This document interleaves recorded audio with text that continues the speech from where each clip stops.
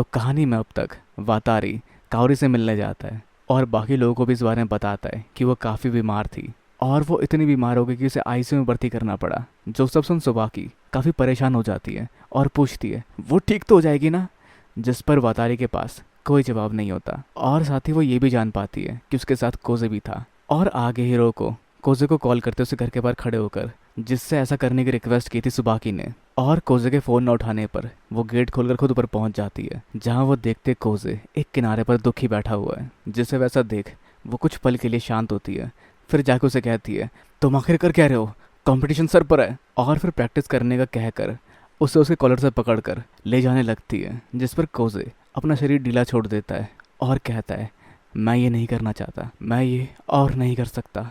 और सोचता है हमेशा ये ऐसे क्यों ख़त्म होता है। मैं पियानो बजाना चाहता था ताकि मेरी मॉम अच्छी हो जाए और कुछ नहीं। और अब भी जो हुआ वो सिर्फ प्यार था।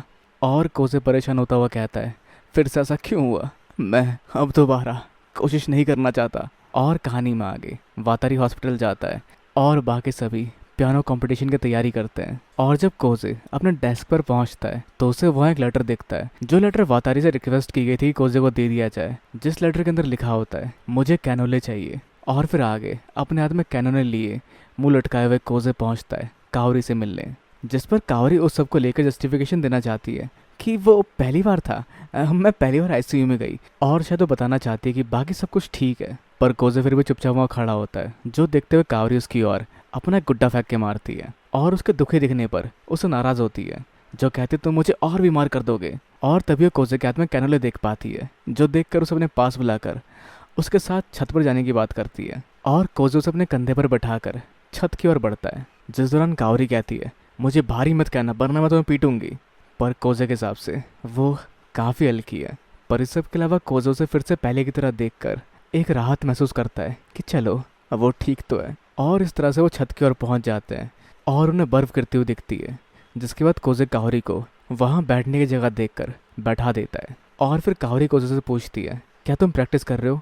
और कोजे का जवाब होता है नहीं, जिस बारे में काओरी जानती थी कि कोजे ऐसे ही कुछ जवाब देगा। जिस पर काओरी उससे पूछती है कि क्या तुम अपने लिए बुरा महसूस कर रहे हो। पर कोजे का जवाब होता है कि मैं अब और नहीं कर सकता। और मन ही मन सोचता है जिसे भी मैं चाहता हूँ वो मुझे छोड़कर चला जाता है। और इसका दोष वो संगीत को देता है कि संगीत उसकी हर एक पसंदीदा चीज़ उससे छीन लेती है और वो फिर से अकेला हो जाएगा। पर जिस पर कावरी का जवाब होता है मैं हूँ तुम्हारे लिए। और वो बताते उसकी सर्जरी है 18 तारीख को, सेम उसी दिन जिस दिन कोजे का कंपटीशन भी होता है। और अब वो भी स्ट्रगल करना चाहती है और बेहतर होना चाहती है, सिर्फ और सिर्फ कोजे के वजह से। और कहीं ना कहीं उसके जीने की जो भी जद्दोजहद थी वो कहीं ना कहीं कोजे के वजह से ही थी, जिसने उसे ये सारी वजह दी। और वो कोजे से भी पूछती है कि क्या तुम भी मेरी तरह स्ट्रगल नहीं करना चाहते। और कहते तुम भी मेरी तरह स्ट्रगल करने में एक्सपर्ट हो गए क्योंकि हम दोनों ही म्यूजिशियंस हैं। पर कोजे कहता है मैंने एक हफ्ते से पियानो नहीं बजाया। पर कावरी कहती है मेरे अकम्पनिस्ट बनने के दौरान भी तुमने वही किया था। पर कोजे के हिसाब से ये सब कुछ वैसा नहीं है, वो पहले की तरह उतना अच्छा नहीं बजा पाएगा। जिस पर कावरी सिर्फ ये कहती है तुम फिर से नीचे देख रहे हो। जिसके बाद वो अपने हाथ को हवा में उठाती है और अपने पैरों पर खड़ी होकर एक काल्पनिक वायलिन बजाना शुरू करती है, जिसे ऐसा करते हुए कोजे देख पाता है, जहाँ कावरी पूरे जुनून के साथ वायलिन बजाती हुई दिखती है, जिसमें कोई आवाज़ या वायलिन ना देखते हुए भी कोजे को वो परफॉर्मेंस पूरी तरह से सुनाई देती है और वो बस उसकी ओर चुपचाप देखता रहता है।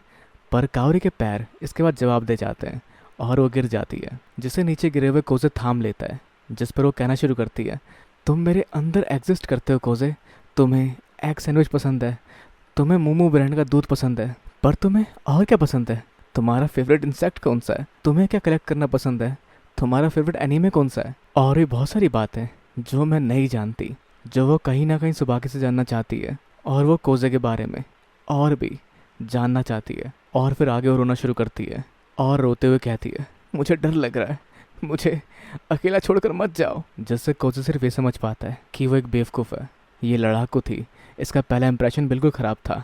पर फिर भी ये सबका दिल जीत लेती है और सोचता है कि इस बर्फ़ में भी तुम काफ़ी कमाल हो। और आगे ऑपरेशन शुरू होता है, जिसकी रीडिंग देखते हुए डॉक्टर को सब कुछ स्टेबल लगता है। और साथ ही कोजे का पियानो कंपटीशन भी शुरू होता है, जिसमें उसके कॉम्पिटिटर लोगों का दिल जीतते जाते हैं। पर साथ ही कोजे को एडमायर करने वाले लोग भी वहाँ मौजूद होते हैं जो कोजे के परफॉर्मेंस का वेट कर रहे हैं। और उसकी मास्टर भी इसी बात का अफसोस करती है कि वो पहले की तरह हो चुका है, बिल्कुल 2 साल पहले की तरह, और अब इससे कोई फ़र्क नहीं पड़ता कि ये कंपटीशन कैसा जाता है।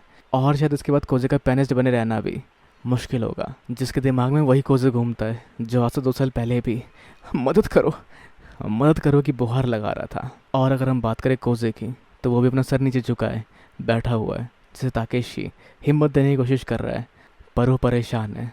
और उस परेशानी में सिर्फ एक ही चीज़ कह पाता है, मुझे बजाना होगा, मुझे बजाना होगा। जहाँ साथ ही हम देख पाते हैं कावरी के मॉम डैड को भी, जो ऑपरेशन थिएटर के बाहर इंतज़ार कर रहे हैं। और अगली बारी आरिमा की होती है, जिस पे ऑडियंस भी काफ़ी तक एक्साइटेड फील करती है। और उसके नाम की अनाउंसमेंट होती है। जोसन कोजे अपने पैरों पर खड़ा होता है, जहाँ उसके राइवल्स उसकी चिंता करते हैं क्योंकि वो बिल्कुल ठीक नहीं दिखाई दे रहा। पर वो सिर्फ एक ही चीज़ कहता है, मुझे बजाना होगा, क्योंकि इसका उसने किसी से वादा किया है। और फिर कोजे स्टेज की ओर बढ़ता है, अपना सर झुकाता है और पियानो के आगे बैठ जाता है, जिसकी कीज को देखकर वो उसमें डूब सा जाता है। और उसे याद आती है वो बात जो कावरी ने कहा था, मैं तुम्हें वो याद दिलाऊंगी जो तुम याद नहीं करना चाहते। और वो सभी बातें, वो पल जो कावरी के साथ उसके बीते हैं, जिसमें वो पल भी साथ होते हैं जब कावरी ने उससे पूछा था, क्या तुम मुझे भूल जाओगे अगर मैं मर जाऊं तो।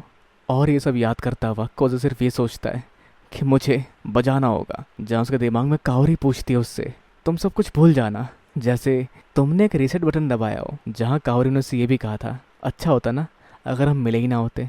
जिसके साथ कोजे सिर्फ ये सोच पाता है, मुझे बजाना होगा, मुझे बजाना होगा, क्योंकि मैं एक पियानिस्ट हूँ।